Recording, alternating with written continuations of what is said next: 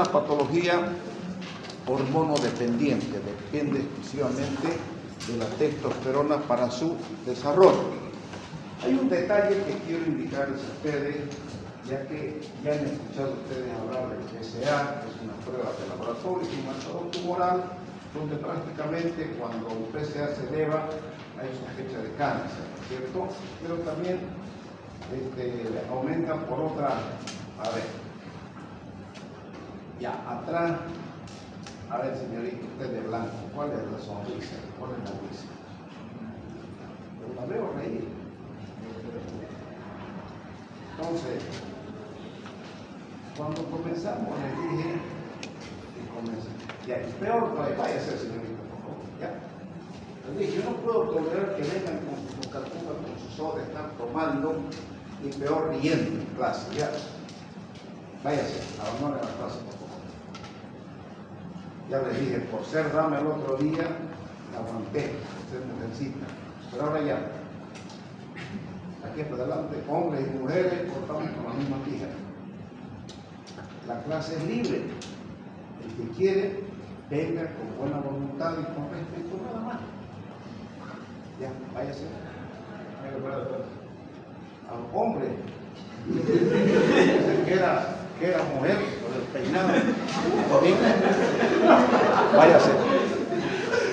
No, es que, ¿saben qué molesta? Molesta si yo le doy importancia y soy puntual con ustedes, eso para mí es tratarlos con respeto. Yo no vengo cuando me da la gana o suspendo las clases, no, yo les aviso. Entonces, por lo menos mínimamente espero eso de ustedes, esa retribución. Y yo no quiero que ustedes vengan a mi clase por obligación, yo quiero ganármelo, o sea, quiero hacer las clases un poquito dinámicas y incentivarles un poquito ese deseo de aprender urología y que vengan acá porque realmente les gusta un poquito urología. Esa es mi meta, ojalá consiga hasta el final de la clase, pero váyase.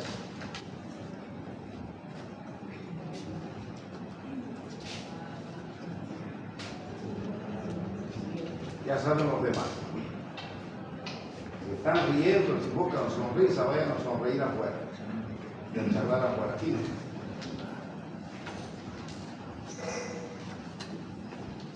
La lista, si firman o no firman, no me interesa, ni la controlo ni la voy a controlar tampoco. Buenas noches. Bueno, les decía que el PSA, ustedes ya han visto esa prueba, ¿no es cierto? Ya la conocen la prueba del PSA. Ahora que vamos a hablar de cáncer, se van a dar cuenta que el PSA nosotros lo manejamos estrictamente para controlar el cáncer ya diagnosticado, ya tratado.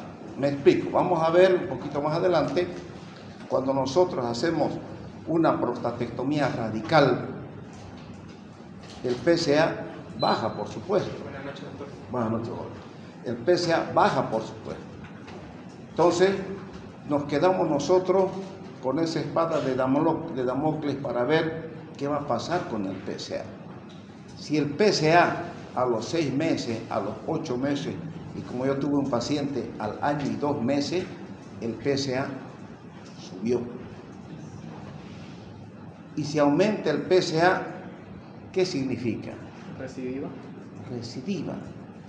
Entonces, y ustedes dirán, luego de una prostatectomía, y esto quiero que lo entiendan, luego de una prostatectomía radical, van a ver la pieza quirúrgica donde se saca toda la glándula prostática, la cápsula y todo el tejido prostático. Se sacan las vesículas seminales y se deja el cuello de la vejiga y se deja la uretra, tratando de respetar el esfínter externo, y se une la uretra al cuello de la vejiga. O sea, todo lo demás desaparece. Por eso es que, no habiendo próstata, el PSA debería irse a 0. Pero si el PSA comienza a subir, es mal pronóstico. Quiere decir que el cáncer ya no estaba en estadio T2, sino estaba en T3. Ya pasó, ya estaba fuera de la cápsula. Pregunta.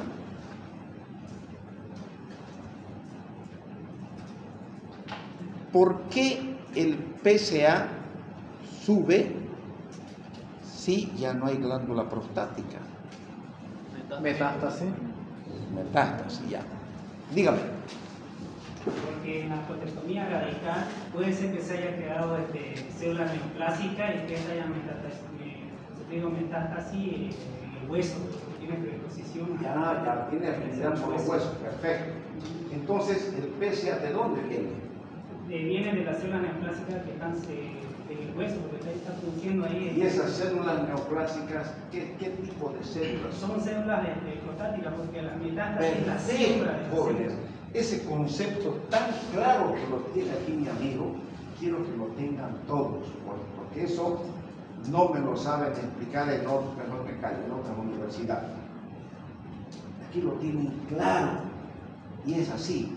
Entonces, cuanto más metástasis existan del cáncer de próstata, principalmente tiene afinidad por los huesos que están cerca de la glándula, por la columna lumbosacra, la ilíaca, la cinquiterpubis, la columna lumbosacra, la columna dorsal, y luego va hasta la calota craneana, y luego ya se va expandiendo.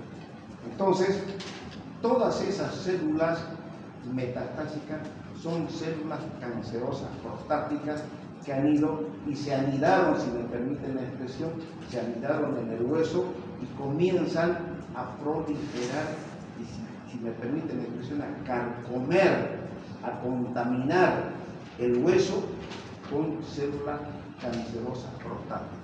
De ahí que nosotros nos aferramos estrictamente al PSA para controlar el cáncer ya diagnosticado, ya tratado.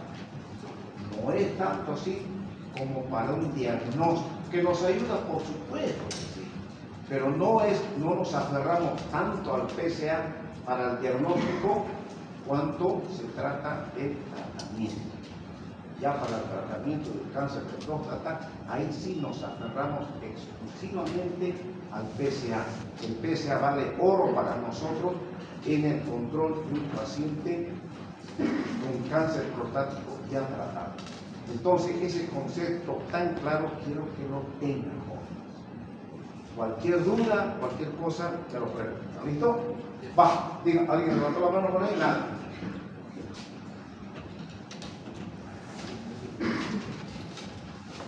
El cáncer de próstata, como ven, es frecuente en los países principalmente industrializados, porque en los países ricos, están en Estados Unidos, en Canadá, está un poco en Japón y China. ¿Por qué será? Alimentación. La alimentación tiene mucho que ver.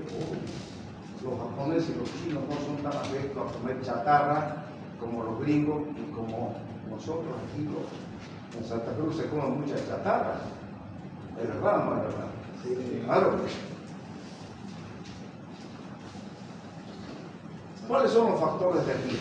Por supuesto, los antecedentes familiares. Si decimos que mi padre fue operado, tuvo cáncer de próstata, yo tengo muchas probabilidades de tener también cáncer de próstata. Es frecuente en la raza negra y principalmente la edad. Buenas noches, señorita.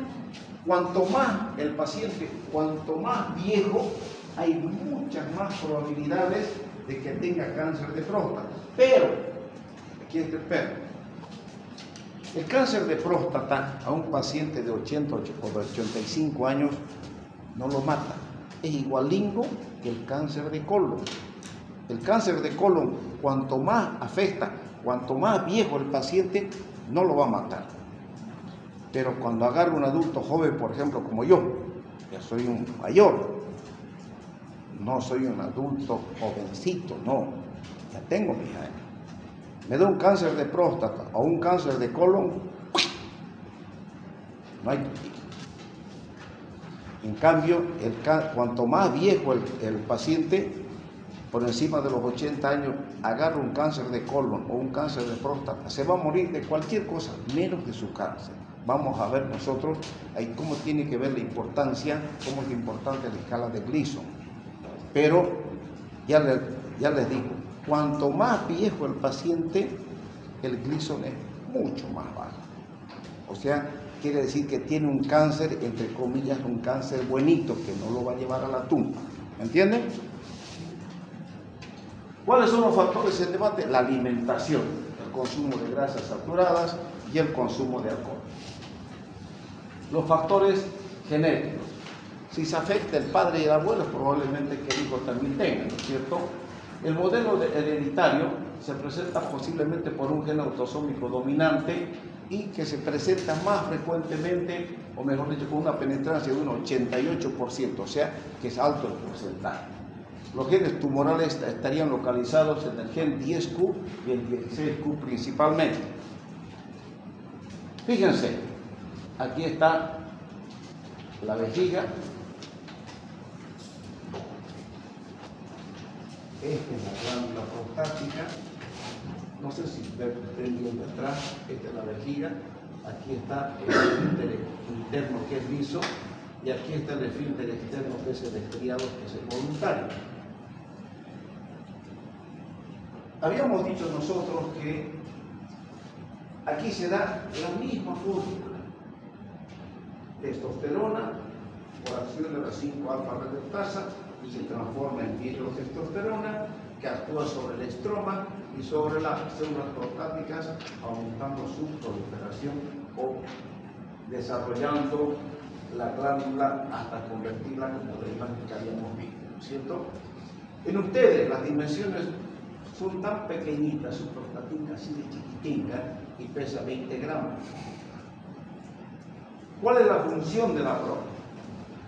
Ahí dice, ya, encargada de la eyaculación anterógrada. Pero la eyaculación anterógrada, ¿por qué se produce? Porque en el momento de la eyaculación se cierra el cuello de la vejiga y el semen va para adelante. ¿Qué función cumple la próstata? Produce un porcentaje del semen que es producido en la próstata, al igual que la vesícula seminal. A ver, otro. Cambia el pH, ya que era ácido de orina, los alines Ya, tiene rico en zinc, proporciona un ambiente especial para la mantención de los espermatozoides, lo mismo que la vesícula seminal, que es rica en fructosa. Eso vamos a ver después. Pero, ¿qué hace el líquido seminal? ¿Cuál es la función? Darle la movilidad y puedan transportar los espermatozoides. Es Caliente, caliente, caliente, caliente, caliente. para que naden. Exactamente, esa es la palabra. Naden. Los espermatozoides se forman en los testículos, ¿no es cierto? Sí. Van hasta la vesícula seminal como espermatozoides, imagínense como esos pescaditos. Llegan a la vesícula seminal donde se almacenan, donde es rica en fructosa la vesícula seminal, donde le da un ambiente propicio al espermatozoide. Entonces, en el momento de la eyaculación, un buen número de espermatozoides ya está aquí en la glándula prostática. Entonces, cuando hay la eyaculación, los espermatozoides nadan, como dice su compañero, en el líquido seminal que le proporciona todas las facultades, el ambiente propicio para que ese espermatozoide depositado en el fondo del saco de la vagina migre, viaje, si me permiten la expresión, hasta la trompa de falopio, donde ocurre la fecundación. Pero ya saben que llega solo uno.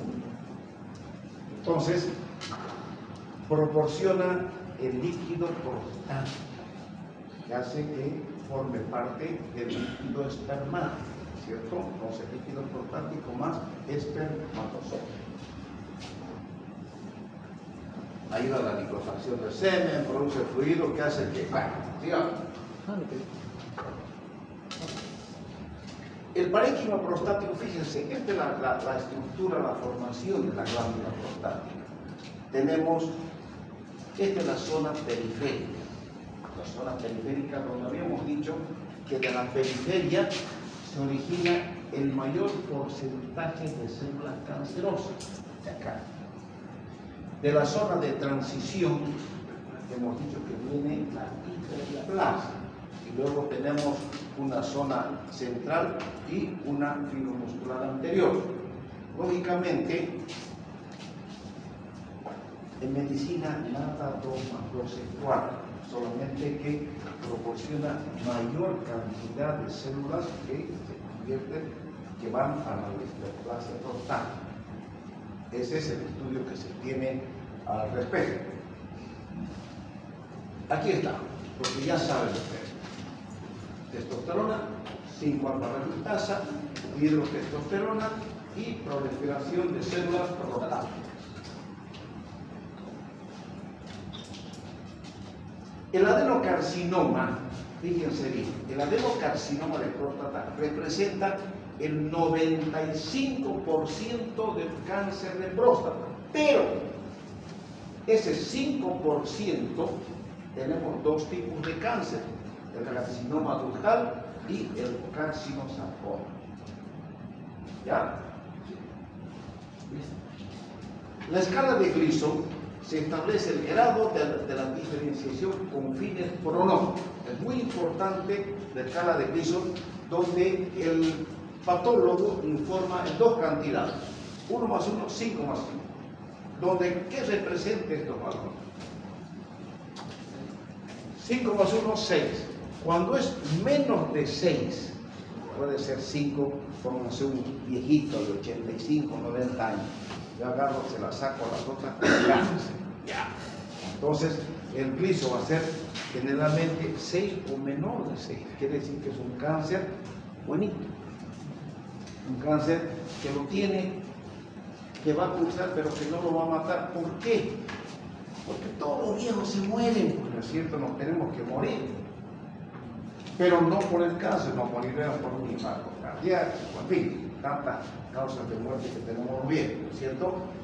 Cuando el Gleason está en 7, es la parte intermedia. Ahí, cuando aumenta por encima de 8, quiere decir que es el mal pronóstico. Este Gleason de 8 generalmente nosotros lo vemos en pacientes con 55, 60 años, cuando tiene cáncer a esa edad. No les digo, ya les digo, nada en medicina es absoluto, pero el mayor porcentaje de cáncer con escala de Gleason mayor a 8 se da en pacientes más jóvenes. Estamos hablando de 60 años, yo ya pasé los 60, si acaso, ¿no? Entonces, pero sigo jugando fútbol. No, ya, sigamos. El estadiario, apaguen su celular, ¿ya? El TNM, tenemos, esto define el tumor. N define la afectación transrenal y M las metástasis.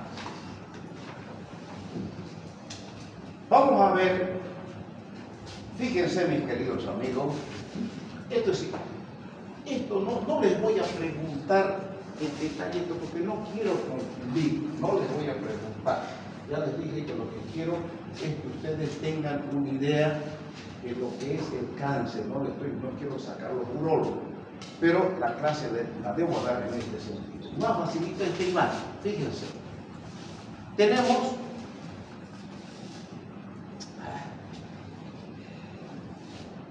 todo cáncer está, fíjense, esta es la glándula prostática, aquí están las vesículas seminales, esta es la próstata y aquí están las vesículas seminales. Todo cáncer que está dentro de la glándula prostática se cura. Y existen 2 formas de curación. Una cirugía que se llama prostatectomía radical, donde se saca absolutamente todo, les decía, según el cuello a la uretra. Y la otra manera de curar es la braquiterapia, la radioterapia. Se ponen unas agujas y prácticamente el cáncer se cura con esas dos técnicas. Pero tiene que estar en T1 y hasta T2C. Ahora aquí vamos a ir para atrás.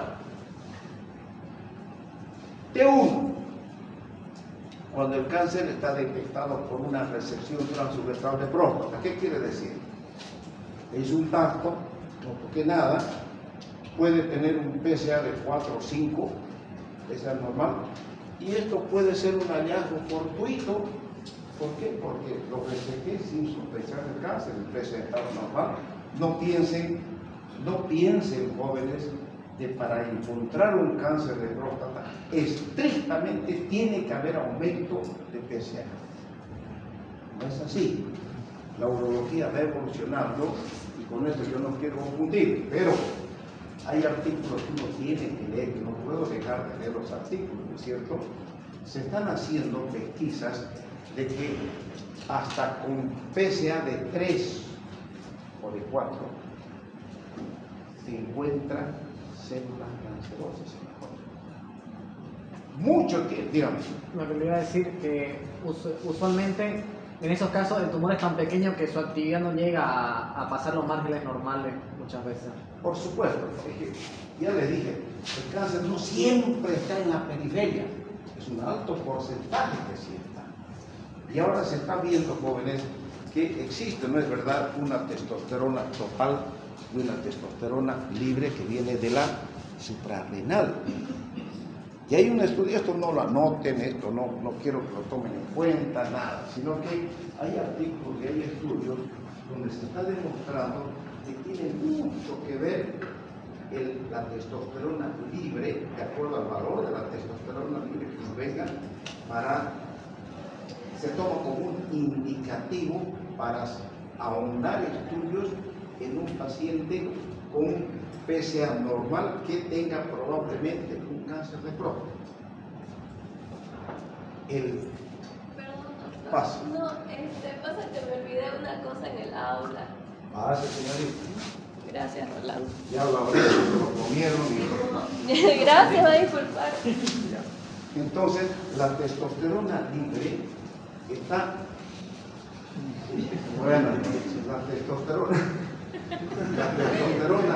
la testosterona libre se está tomando ya como un indicador para orientar al urólogo para el diagnóstico temprano de un cáncer de próstata. ¿Entiende? Entonces es muy importante ese dato, no lo resuelvo en papel, eso es para mí. Solamente les digo lo último que se está leyendo y son artículos que se están haciendo. Pero fíjense acá, todos estos cánceres, el T1A, menos del 5% del espécimen resecado, o sea, en tan poquito, prácticamente se resecó toda la próstata y en un pedacito había cáncer de próstata. Ese paciente está curado. Está curado, ¿por qué? Porque el cáncer estaba dentro de la glándula prostática, ¿no es cierto? Y fue un encuentro fortuito, por supuesto. T1C, biopsia realizada por un PSA elevado, pero está dentro de la glándula prostática. Seguimos. El T2, fíjense, T1 y T2, el cáncer está dentro de la glándula prostática. T3 ya está fuera. Ahí ya se perdió la posibilidad de querer hacer una cirugía radical o una radioterapia para que tengamos un tratamiento curativo de ese paciente. Ya, entonces, el T2 confinado a la glándula, T2A a la mitad de un lóbulo, T2B más de la mitad de un lóbulo y T2C más de ambos lóbulos prostáticos. Pero no salió de la cápsula. Eso es importante, joven. ¿Ya? Eso es importante que lo entiendan. Aquí está ya hemos repetido.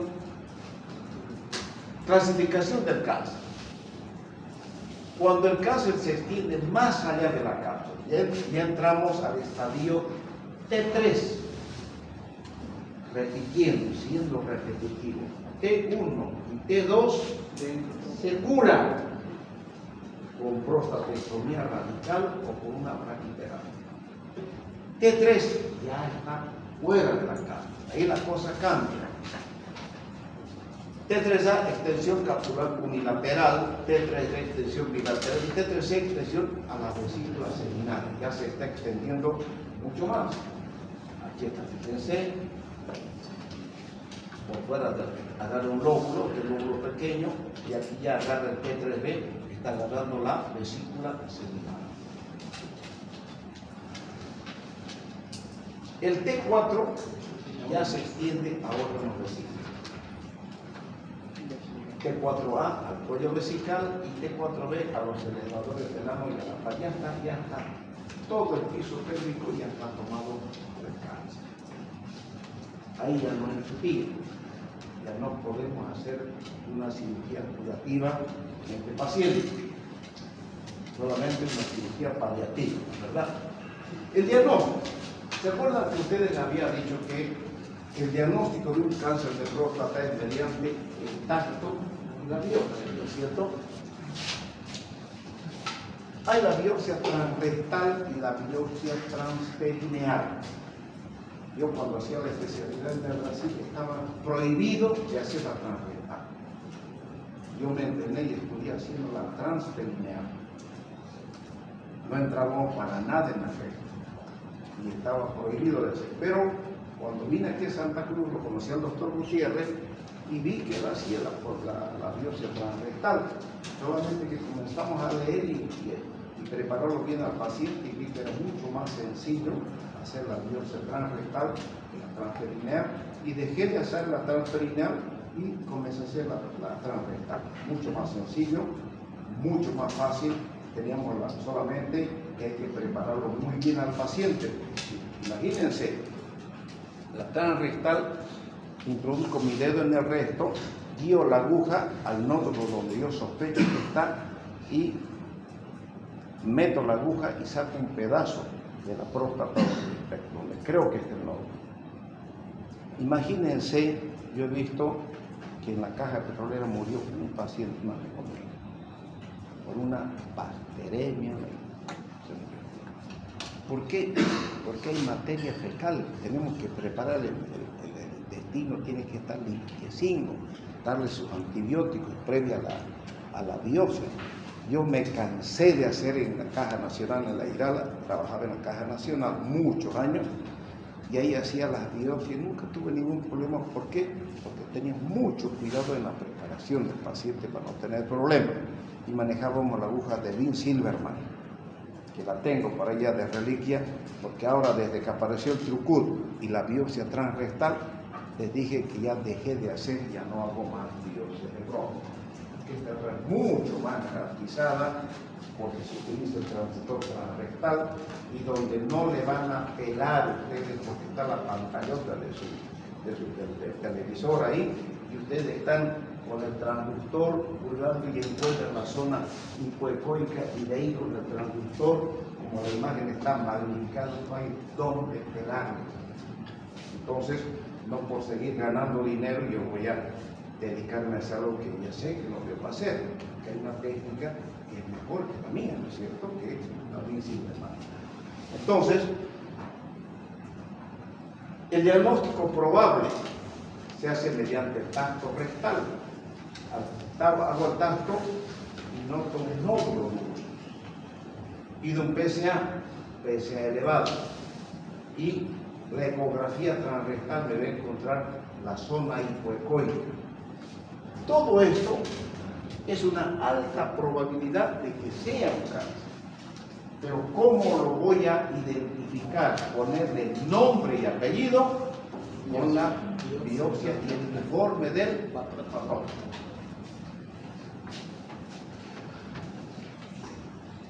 El examen dígito rectal, o sea, solamente el tacto, puede dar una falla de un 40% en el diagnóstico de un cáncer.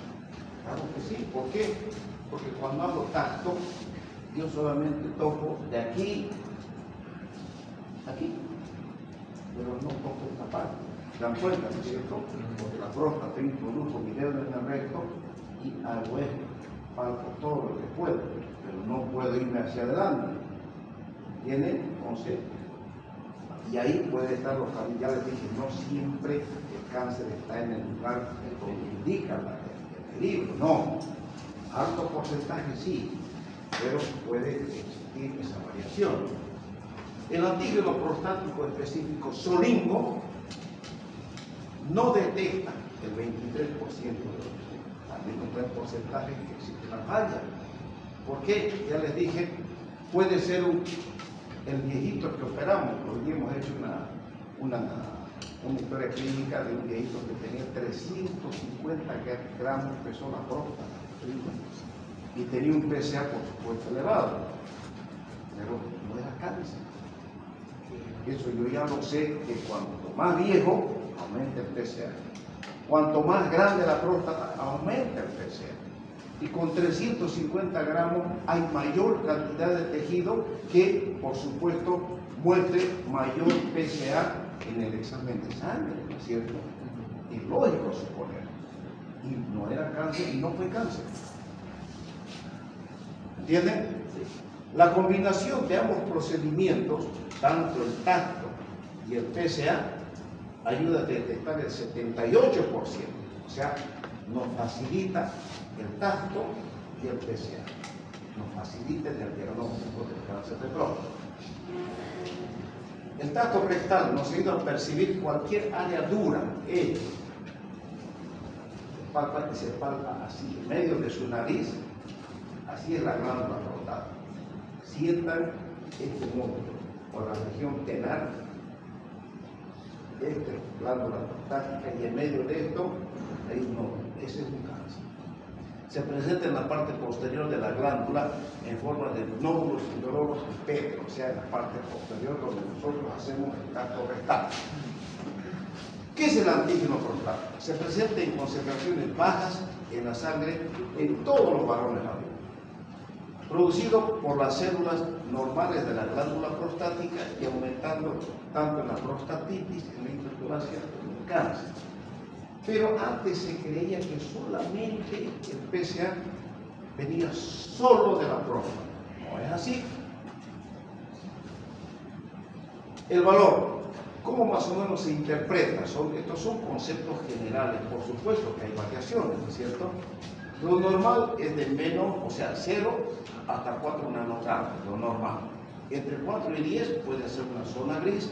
Entre 0 mayor a 10 hay una probabilidad de cáncer de próstata, y mayor o igual a 20 hay probabilidad de metástasis ósea, cuando está por encima de 20. El paciente de la cama 7 que hoy día vimos,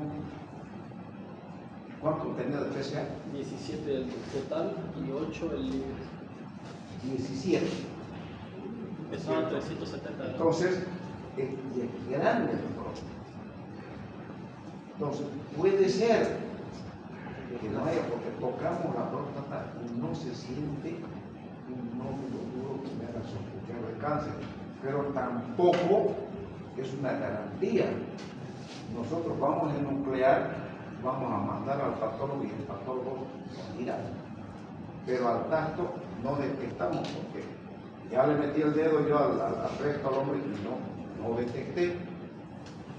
El doctor Gutiérrez metió tampoco palpó nada, y el otro tampoco. ¿Por qué? Porque lo que llamaba la atención el PSA, aunque ya hemos tenido pacientes, pero eso no quiere decir que porque tenga PSA, no es igual al otro, no va a ser, no. Mejor es tocar y tener la certeza de que hay o no hay la sospecha. Es una glicoproteína de 34 kilodalton, el PSA. Se conoce bajo formas complejas, conjugadas y formas simples, o sea, hay el PSA libre. Vamos a ver.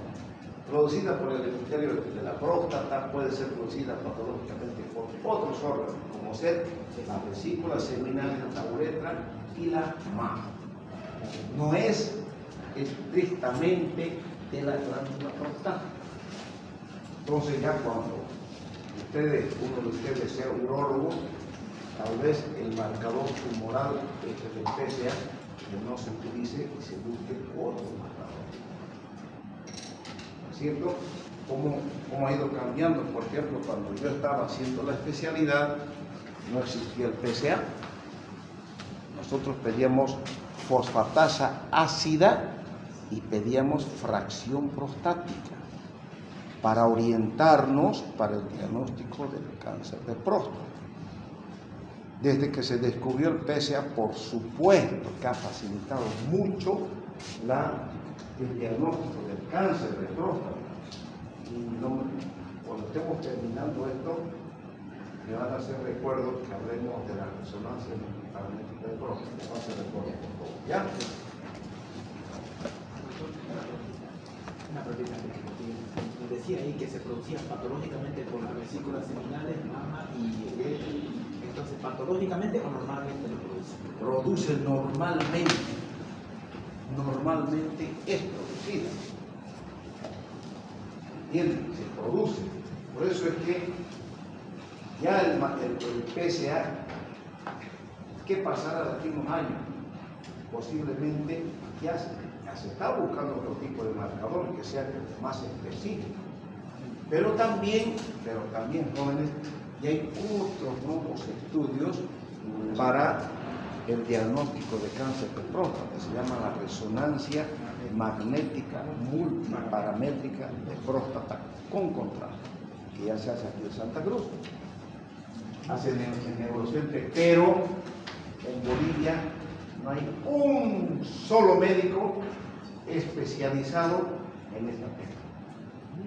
Se manda, aquí le sacan la sacra al paciente, o le hacen el estudio, perdón, y le mandan al hospital italiano de Argentina para que allá hagan la interpretación de los estudios y de allá nos viene el diagnóstico. O bien, yo mando más baratito, que hay que ver la economía de los pacientes, mando a Corumbá. En Corumbá sale mucho más barato este estudio. La molestia es de ir aquí hasta Corumbá, pero va en una noche, ¿no es cierto? En un colectivo, un micro, colectivo, lo que sea, y le va a salir siempre mucho más barato que su Neurocentro. El Neurocentro está costando 4.000 bolivianos este estudio. Pero este estudio es tan maravilloso, jóvenes, que me indican hay alta probabilidad de cáncer. Entonces, justifica hacerlo. No le voy a hacer una biopsia al tuntún, porque hay PSA elevado, pero no noto. Pero el paciente joven, estoy en la disyuntiva, ¿qué tal si lo opero y me estoy comiendo un cáncer?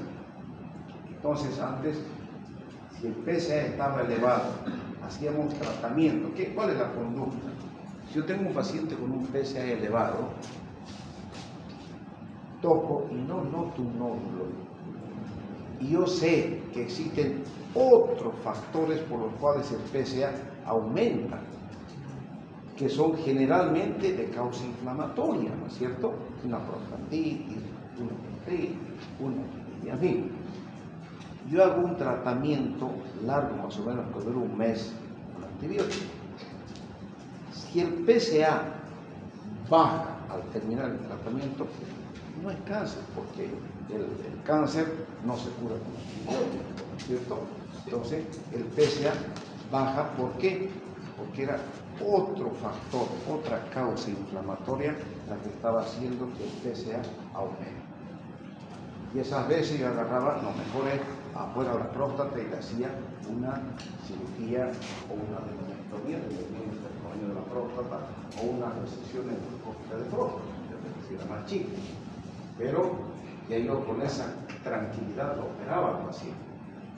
¿Entienden? Pero hoy en día, con este estudio maravilloso que apareció, entonces prácticamente me da altísima probabilidad del cuerpo de mi hermano. Mi hermano lo operé con un PSA de 22, tenía 22, y la prostatota de mi hermano. Entonces mi hermano, aparte a la Corumbá, tenemos un primo hermano en Puerto Suárez, bueno, fue y se hizo estudio en Corumbá, vino para acá, porque yo le tocaba y no encontraba algo que me indique que era un cáncer o sospecha de un cáncer. Pero con ese PSA yo no puedo estar tranquilo. Si no me opero, no hay problema. No, me hace esta resonancia multiparamétrica. Por un lado, mandaron a San Pablo y allá hicieron la interpretación, llegó el informe, no hay cáncer, buena la cosa. Aquí la glándula prostática, le hizo una tomotomía transvesical, porque es una próstata grande, mandamos al patólogo, yo todavía sí de que aparezca alguna cosa, no apareció nada. Entonces, ese estudio es muy importante, muy interesante. ¿Ya? Tenemos el antígeno, tenemos el PSA libre y el conjugado. El libre tiene una vida media de 1,5, 1 hora y media, se encuentra en sangre en forma libre, y el conjugado tiene una vida media de 3 días, se conjuga con moléculas como alfa-macroglobulina y alfa-1 antiquimiotripsina. Esto tampoco no les voy a presentar, porque esto es confusión para ustedes. Cuando el antígeno prostático total se encuentra en 4 y 10, hay que sospechar. La relación del antígeno prostático con la fracción libre total es menor de 15 a 20%. ¿Qué quiere decir? Siempre el PSA libre, o el informe total libre, va a ser menor a esta cantidad o a esta cantidad, de 15 a 20%. Si es menor a esta cantidad, la cosa cambia. Y es muy importante, fíjense, la velocidad del antígeno prostático específico. ¿Qué quiere decir? Esto lógicamente no vamos a buscarle la velocidad del antígeno en un paciente de 40 años, 40, no. Entonces, uno tiene sus pacientes y uno hay que saber, usted que tiene 60 años, ¿tiene algún PSA del año pasado, de 2 años, de 3 años? Sí, lo tráigalo. Lo trae el PSA y uno va evaluando el aumento del PSA. Normalmente el PSA aumenta de 0,5 a 0,75 nanogramos por mililitro por año. ¿Qué quiere decir? Si está el crecimiento del PSA, porque el PSA siempre va aumentando, nunca el PSA se va a quedar en una misma cantidad. Mi PSA está aumentando, yo lo estoy siguiendo. Y es muy importante para mí esta velocidad. ¿Por qué? Porque si está dentro de este rango, yo estoy tranquilo. ¿Por qué? Porque ya me estoy haciendo viejo, ya mi próstata me está cocheando, ya me está molestando. Entonces, es un avance normal el crecimiento de la próstata. Pero si este crecimiento aumenta, quiere decir a grandes pasos, en mayores cantidades, esto no está bien. Esto hay que decirle, es cáncer, sino nos induce a sospechar.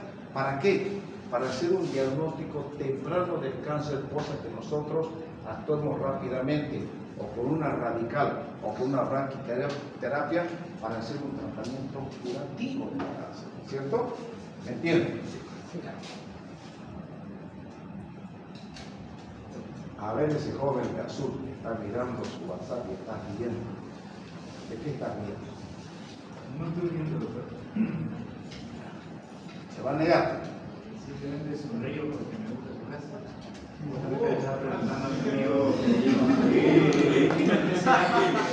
Vine de oyente y no sabía que era el PSA y ahora me ha explicado él que es ¿Usted vino de oyente? el antígeno prostático. O sea, usted no es de la clase. Soy el doctor Toledo, pero el doctor Toledo canceló su clase y pasé aquí para aprender. Ya, por eso es que usted estaba viendo su WhatsApp y estaba viendo su celular. Para preguntarle. Entonces, no. A ver, vender la cara, pero no soy. Escúchame. Aquí todos saben que si agarra un celular, no es oportuno, ¿no es cierto?, en media clase agarrar celular. Aunque sé que al doctor Toledo no le interesa eso, porque él no quiere hacerse el problema con los alumnos. Y usted puede estar mirando su celular, explica la clase, que dice a mí, no me interesa el problema de ellos. Hay gente así, pero yo no soy así. Y entonces, le invito a que abandone, mi querido amigo, en otra vez, en otro día, venga con todo gusto, lo voy a aceptar como oyente, venga, pero sin celular y deje de hacer eso. ¿Lo puedo poner mi celular en el chip? No, váyase, ya, listo, joven. Entonces, esto es muy importante, este avance del PSA para la sospecha de un cáncer prostático. ¿Ya? Lógicamente, escúchenme, joven. Yo sé que a algunos de ustedes les va a gustar el urologo. A veces urologo. Por eso es que les informo. Pero este crecimiento tampoco soy como para exigirle a ustedes que sepan. No, es mucha exigencia. Solamente que sepan que existe un PSA total, PSA libre y hasta ahí nomás. Pero esto de los crecimientos y demás cosas no les voy a preguntar para que no se confundan. ¿Ya? Tú una pregunta, ¿ese valor del PSA es el PSA total que se ve entre 4 días? Ese es el PSA total, mis queridos jóvenes, es el que más importa en realidad en el informe del laboratorio. Al médico general le interesa el PSA total. Y es más, no todos los laboratorios informan PSA total y libre y conjugado, no. Generalmente la mayoría informa de PSA total. La mayoría de los laboratorios, inclusive a nosotros los urólogos. Entonces nosotros, por eso les decimos, ya como urólogo, yo estoy en la obligación de saber cómo está avanzando tu próstata en estos 4 o 5 años que te conozco como paciente. Yo estoy siguiendo tu PSA y para mí es importante los trancos que vos estás dando con tu PSA para sospechar o hacer, si digamos en este último año tu PSA está aumentando,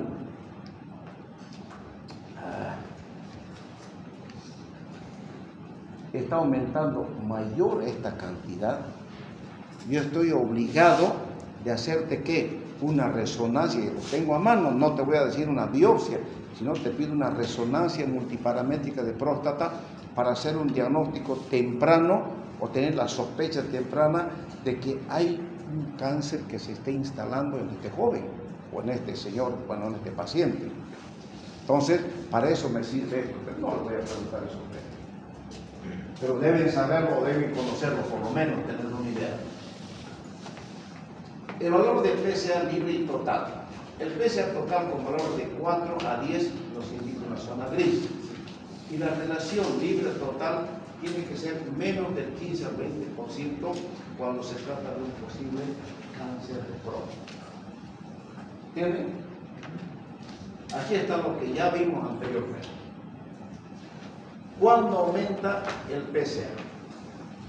En una eyaculación, en un examen dígito rectal, en el ejercicio, en un ciclista, en un masaje prostático, en una cistoscopía, en una biopsia de próstata, cuando se hace una ecografía rectal o cuando se coloca una sonda vesical. Por todos estos motivos, el PSA puede aumentar sin ser cáncer prostático. ¿Después vuelve a sus valores normales? ¿Perdón? ¿Vuelve a sus valores normales? Claro que sí, por supuesto. Vuelve a los valores normales. Los niveles de antígeno prostático para supervisar la eficacia del tratamiento del cáncer de la próstata y para controlar la recaída después de que el tratamiento ha terminado. En otras palabras, es lo que les dije. El PSA, para nosotros los urólogos, nos sirve estricta y exclusivamente para el control del cáncer de próstata ya diagnosticado, ya tratado. ¿Me entienden? Para eso estrictamente nos aferramos al PSA para el control, para el camino que va a seguir el cáncer de próstata en un paciente. Eso quiere decir todo. Aquí está. ¿Qué se ve en la ecografía? Este nódulo hipocoico. Aquí este nódulo hipocoico que mete el transductor, lo detecta y por aquí directamente se introduce el flucut, que es una aguja fininga con una pistola, entra y sale. Prácticamente no duele como esa paratanga que yo manejaba, que es la aguja del insigne. ¿Cuándo hacer biopsia transrectal de próstata? Si el paciente tiene sospecha clínica al tacto rectal, la elevación del antígeno prostático específico sérico, hay que hacer biopsia. Paciente sin sospecha al tacto, el tacto es normal, y tiene entre 4 y 10 nanogramos con una disminución del 20% de la fracción libre. ¿Cómo es importante la fracción libre? Y una densidad de más de 0,5 nanogramos por mililitro por ciento. Hay que hacer biopsia. A ustedes, entre 4 y 10 nanogramos hay que hacer biopsia. Pero ya ustedes están sabiendo de que como médicos generales, los que ustedes están trabajando en provincia, tienen 8 de PSA. ¿Qué tienen que hacer ustedes? Vaya a Santa Cruz y hágase un estudio más completo con un neurólogo para que descarte la posibilidad de que aparezca alguna cosa más en su próstata. Ustedes no me van a decir, váyase a hacer una biopsia porque aquí hay cáncer. La palabra cáncer no se debe pronunciar al paciente. A la familia sí, pero a ellos no. Llega un momento en que cuando uno está seguro, y ojo, mucho depende de la edad del paciente, porque el paciente tiene derecho a saber de su patología. Cuando está seguro, siéntese, vamos a hablar. Este es el portador de esta patología y esto es lo que hay que hacer con usted.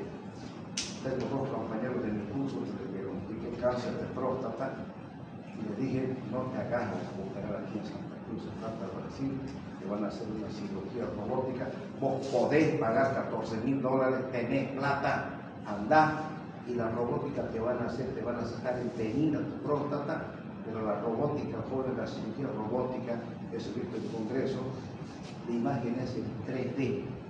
¿Qué quiere decir? Yo para cortar acá, yo sé qué es lo que está pasando atrás, qué es lo que hay, hasta dónde voy a cortar, no hay ninguna complicación, todo es pobre. Pero no hay robot en Santa Cruz, hay en Bolivia. Vale $1 millón, el de primera generación valía $1.400.000, $1.600.000 y el de la tercera generación vale $1.800.000. ¿Quién va a pagar el costo de esa inversión? No hay.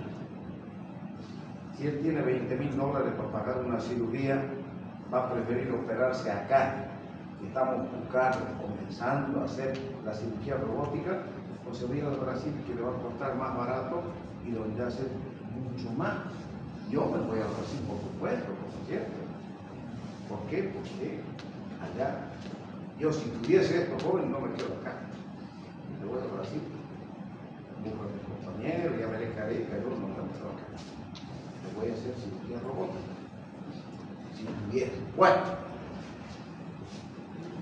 Paciente sin sospecha al tacto rectal, pero con antígeno mayor a 10, va a biopsia.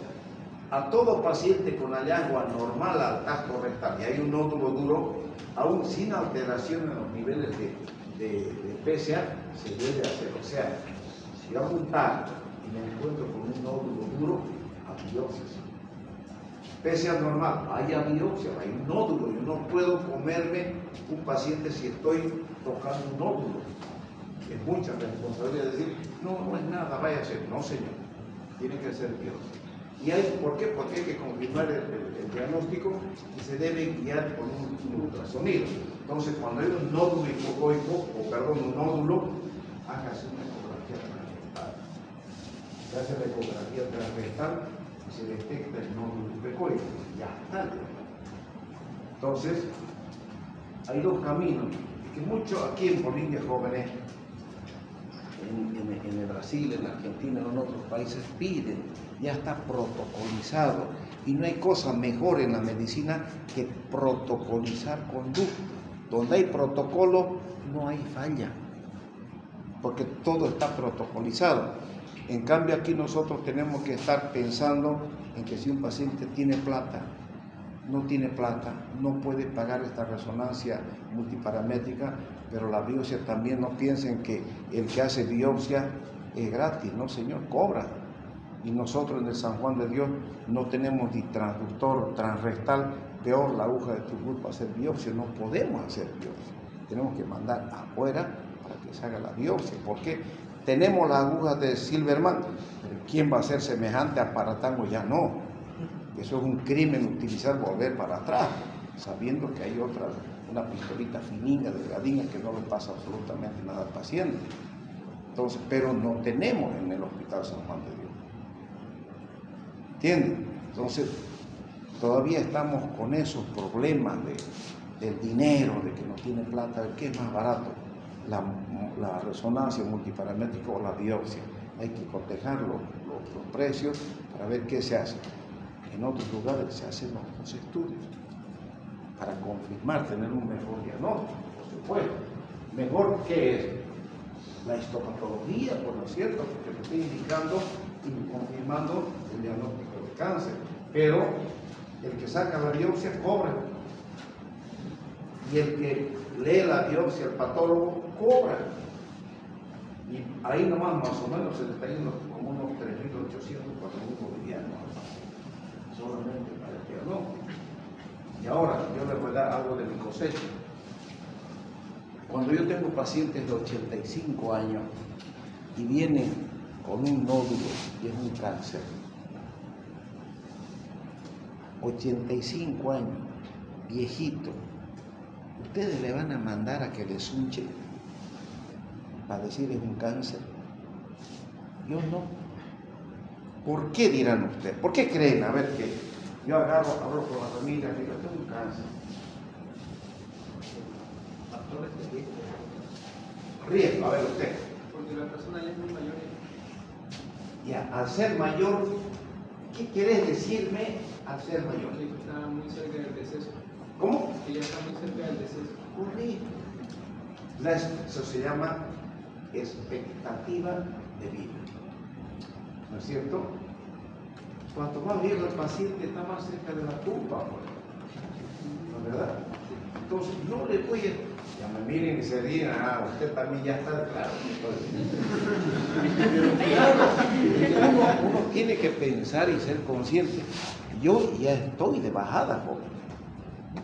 Si les digo con honestidad, si a mí me pagaran para vivir dignamente mi vejez, me jubilo. ¿Qué tengo que estar a ver estropeando a un joven que porque rilló algún celular y vaya a ser, y mientras hay otros que ni les interesa que maneje su celular?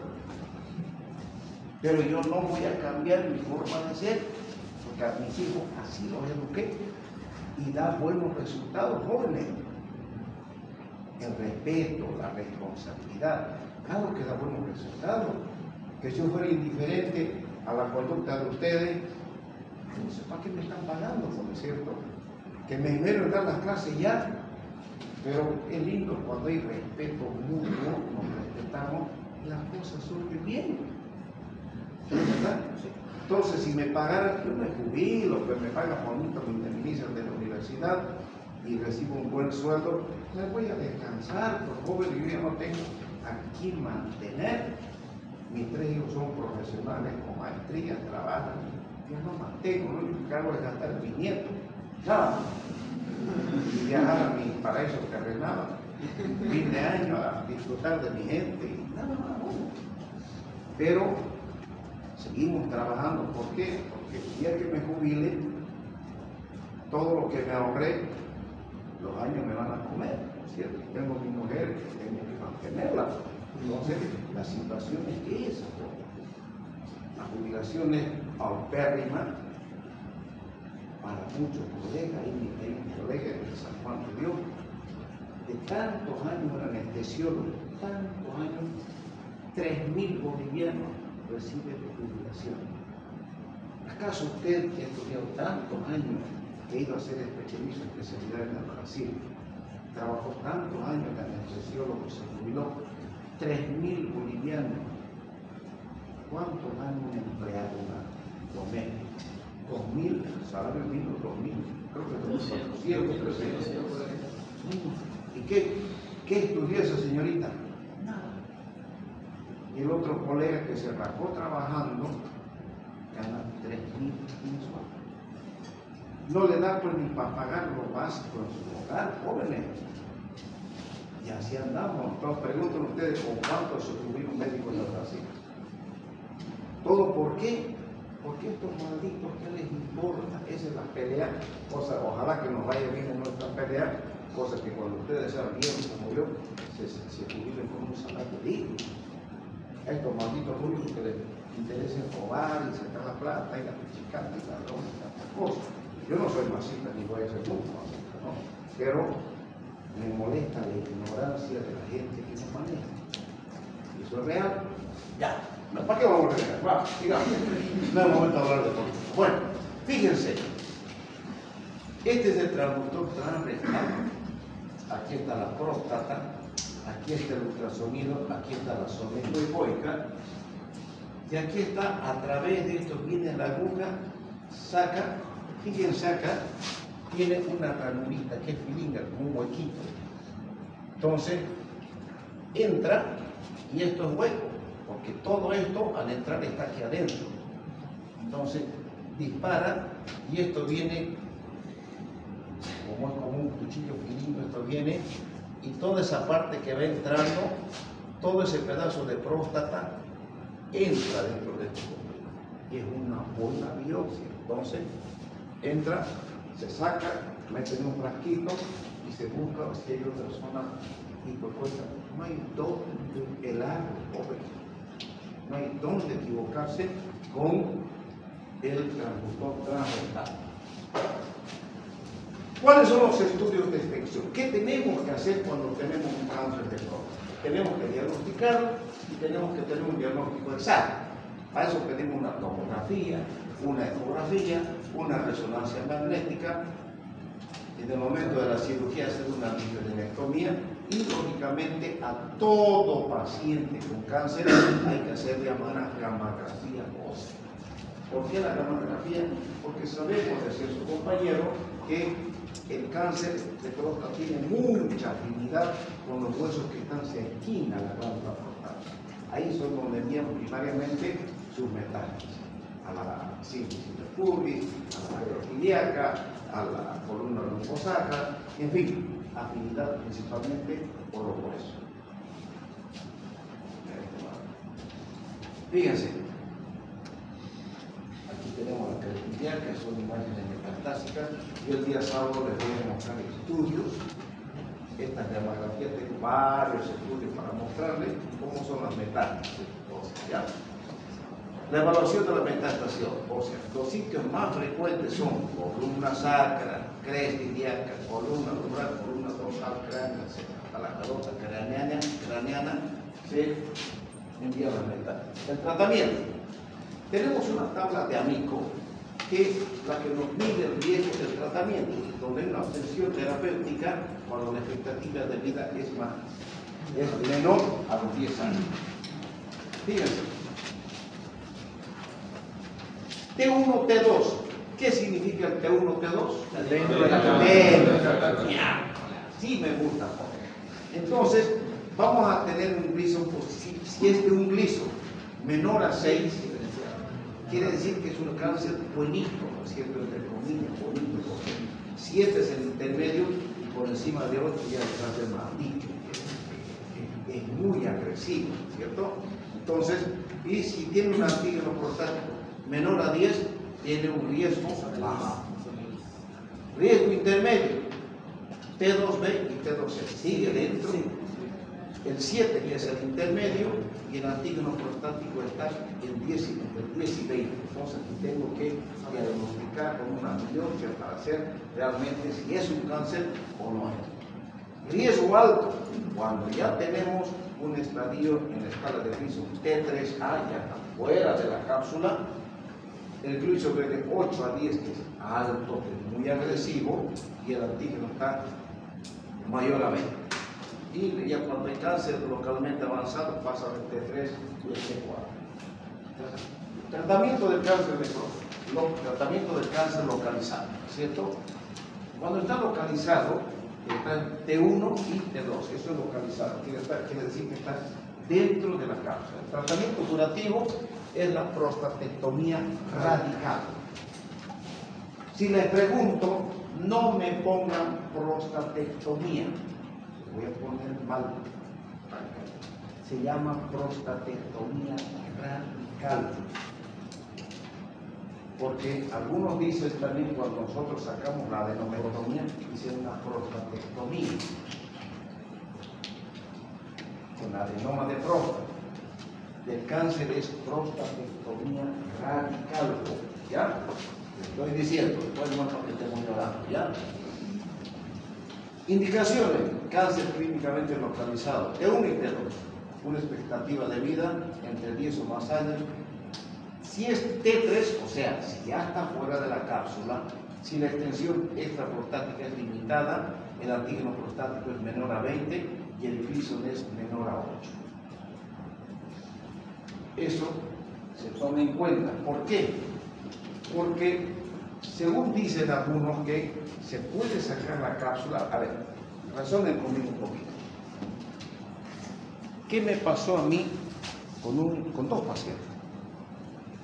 Yo tenía la certeza de que era T2 y le hice una prostatectomía radical. En el uno, al año y 2 meses, apareció el PSA. Entonces, ya era un T3, ¿no es cierto? Pero yo no soy pues Dios para no poder equivocarme, porque estaba todo, el mapeamiento óseo era totalmente negativo, todo encajaba en un cáncer localizado. Otro paciente que tuvimos, que operamos en el Hospital San Juan de Dios, a los 8 meses apuntó el PSA. Entonces, en esos pacientes, cuando quiere decir que el PSA aparece, entonces hacemos el mapeamiento óseo y generalmente logramos localizar si ya está en el hueso o no está en el hueso. Pero si no está en el hueso y nos da negativo, hacemos una radioterapia. La radioterapia localizada prácticamente controla y puede matar las células cancerosas. Pero ya eso es un estadio T3. ¿Están entendiendo? ¿Cierto? Ya. ¿Cuáles son la prostatectomía radical? ¿En qué consiste? Se quita la próstata, vesícula seminal, ganglios linfáticos y de la uretra prostática. Sale todo. Las complicaciones: hay sangrado, hay una mortalidad transoperatoria, muchas veces pueden lesionar el recto porque el recto está ahí mismo. Nosotros cuando operamos esto, generalmente entramos, cuando son gordos los pacientes, entramos con un cirujano para que veamos.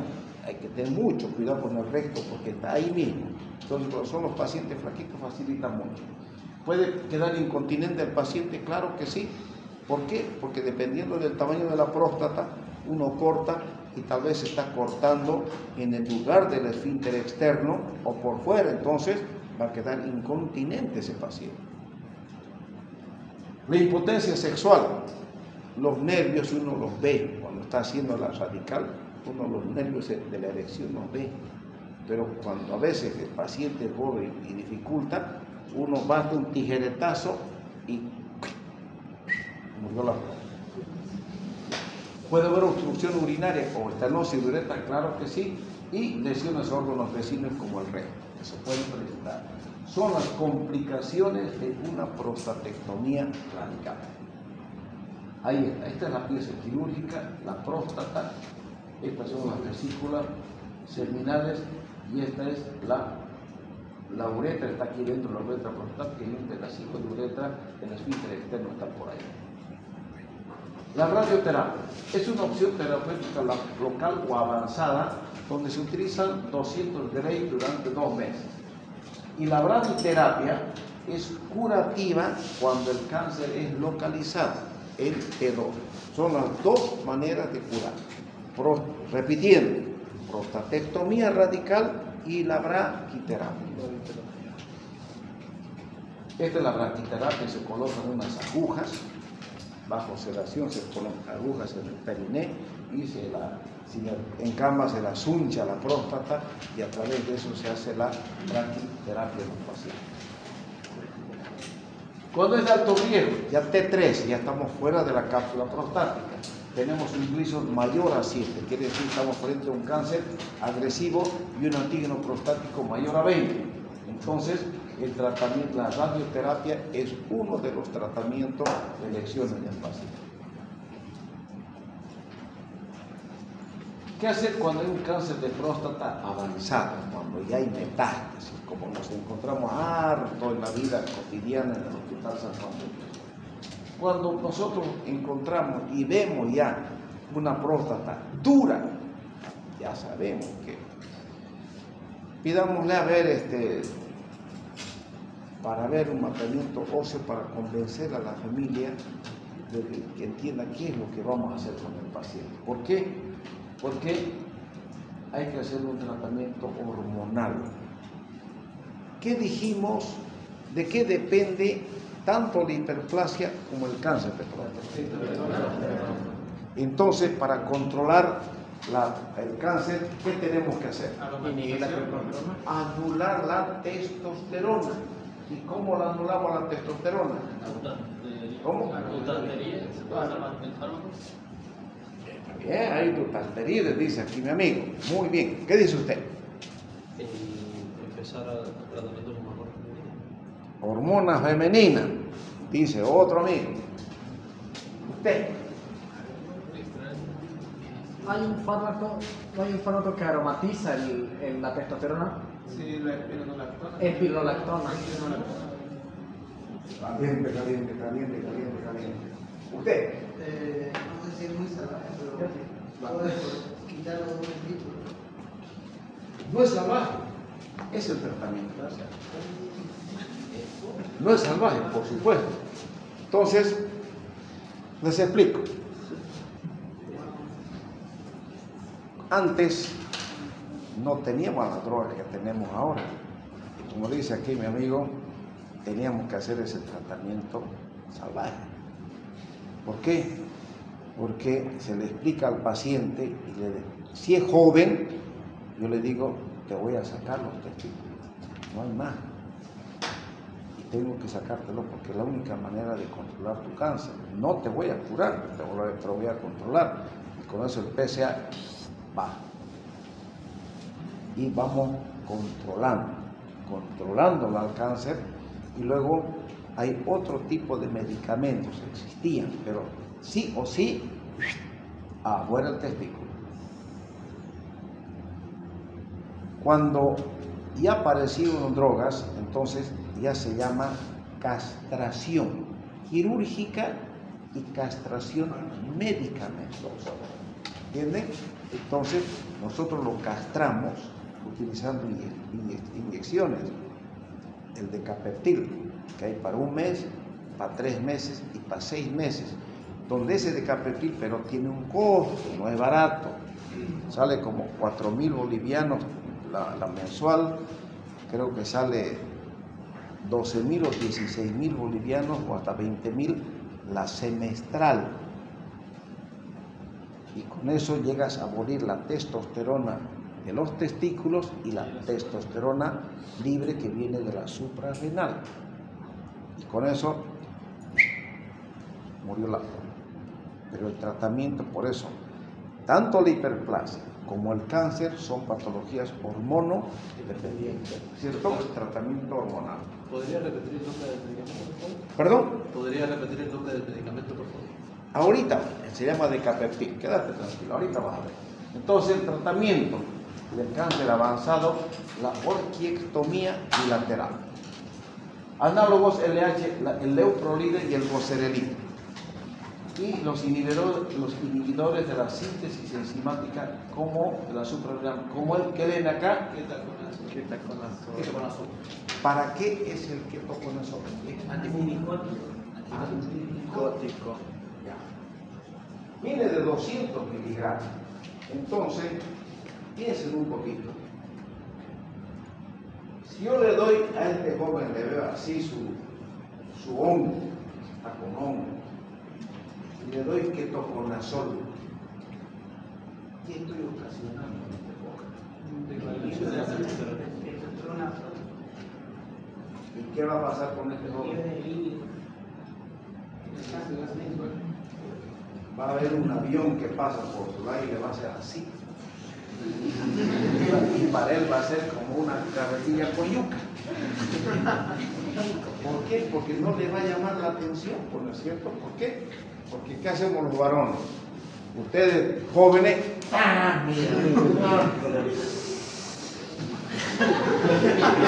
piropo ahí. En cambio nosotros los viejos miramos nomás y miércoles, vámonos, nada. Pero cuando uno joven piropea por la cierta, me presta el fuego de su mirada para encender mi cigarrillo. Pero hasta eso ustedes han perdido, jóvenes. No saben piropear. No saben piropear. Y si les pregunto a ustedes, ¿quién de ustedes ha dado una serenata para conquistar a su enamorado? ¿Qué va con reggaetón?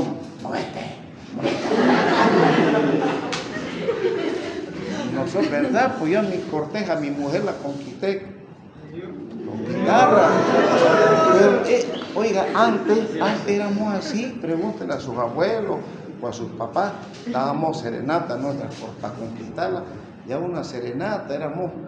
Es que la mujer cae por curiosidad, eso ustedes no saben, porque si vos vas a cantar a una señorita que te gusta y su madre, oye, ¿quién vino a cantar anoche? No sé, pero dijo tu nombre, porque dice, ¿quién te quiere y te ama? Jorge se llama, ya. Listo, entonces uno piropea, pues, y dice, ¿quién será? Y ella está ávida de saber quién le llevó serenata y vos no te das a conocer todavía. Pasa al tiempito otra serenata con canciones lindas que le hagan pensar, pues, ¿no es cierto? Que le lleguen a...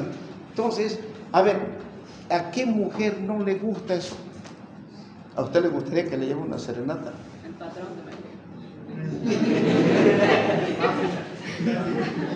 Pero es verdad, jóvenes, una serenata es bien romántica, ¿no es cierto? Claro que sí.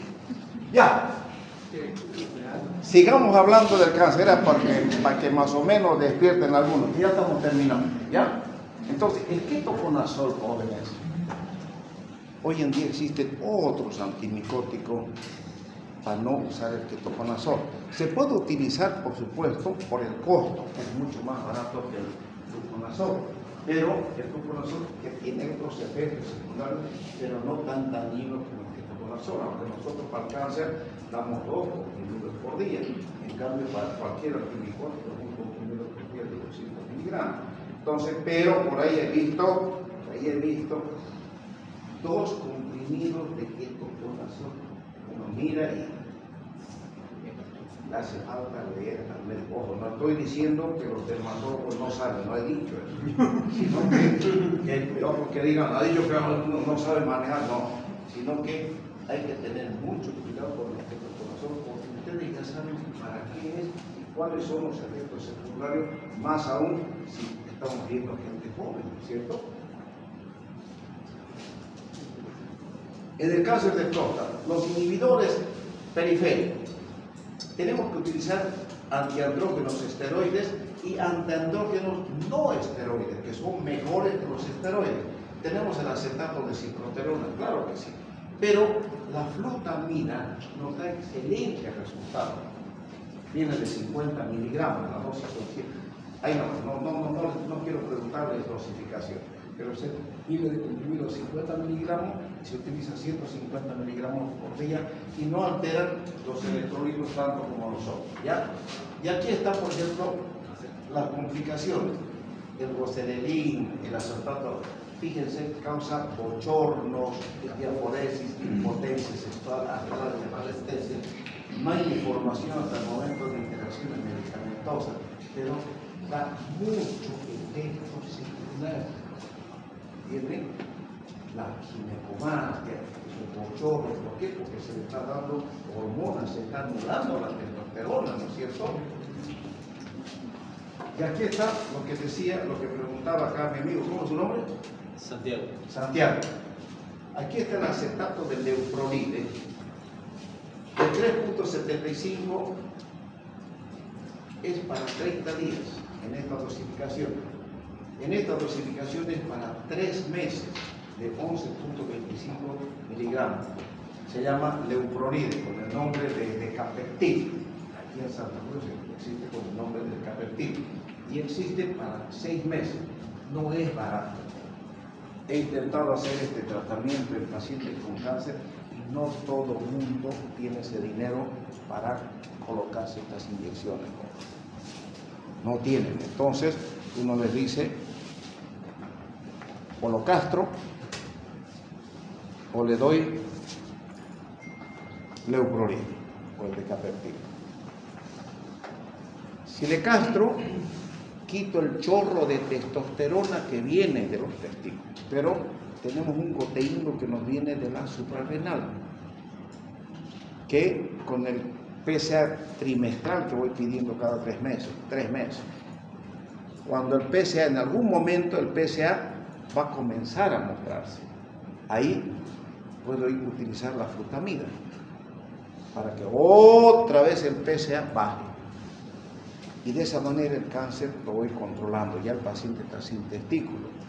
Pero la gente que puede gastar, un seguro que puede, por supuesto, mejor que la castración quirúrgica, esta es una castración química, porque con esto ustedes llegan a abolir totalmente la testosterona del cuerpo, la de los testículos y la de la suprarrenal.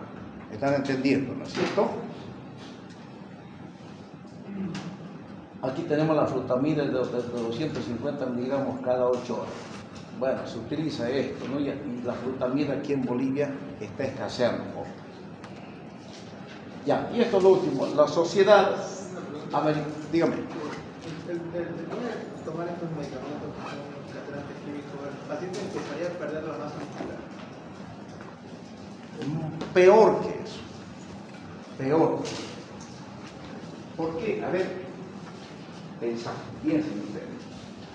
Disminuye, antes que la masa muscular también disminuye la densidad ósea, Sí, la eso testosterona. Eso tampoco no es nada. Tenemos cosas más feas que vamos a ver. Por ejemplo, cuando ustedes se van haciendo hombrecitos, de la adolescencia pasan a la juventud, ¿qué es lo que van? Cambia la voz, la constitución física, músculo, vello, ¿cierto? El vello pubiano. Cuando llegas a abolir la testosterona, se te caen los bigotes, se te cae el vello pubiano. El vello pubiano del hombre es diferente al de la mujer. La mujer presenta el monte de Venus, ¿no es cierto? Y si ustedes en anatomía, esta parte del pubis del hombre no es igual que la mujer, es diferente. Se quinga, pero es diferente. Se cae el vello pubiano y tenés unos cuantos pelines en los genitales. Se te cae todo esto y tu piel cambia porque no hay testosterona. Y el aspecto de tu piel va cambiando. Esos son los efectos secundarios de tu tratamiento. Vos tenés que decirle eso al paciente. Claro, tenés que ser sincero, a no ser que el paciente sea viejito porque hables con la familia. Pero si el paciente está consciente, estás en la obligación de hablar claro con el paciente. Nunca se debe esconder un diagnóstico a un paciente que está con la conciencia lúcida, que te entiende. ¿Por qué? Porque tiene el derecho de saber qué es lo que quiere con su patología o por qué va a hacer con su enfermedad. Bueno, jóvenes, el día sábado nos vamos a ver a las 7 de la mañana en el aula número 13. Yo les invito, si quieren, a las 7 es temprano, pero yo tengo obligaciones que hacer en el Hospital San Juan de Dios, del cuarto que hacer, entonces voy a ir de aquí a 7, a 10 o 10 y media y me voy a San Juan. Entonces los que quieran venir, vengan, pero con ganas de escuchar. Pueden traerse su café, ahí pueden traer su refresco, pueden traerse unas empanadas, pueden traerse unos sándwiches.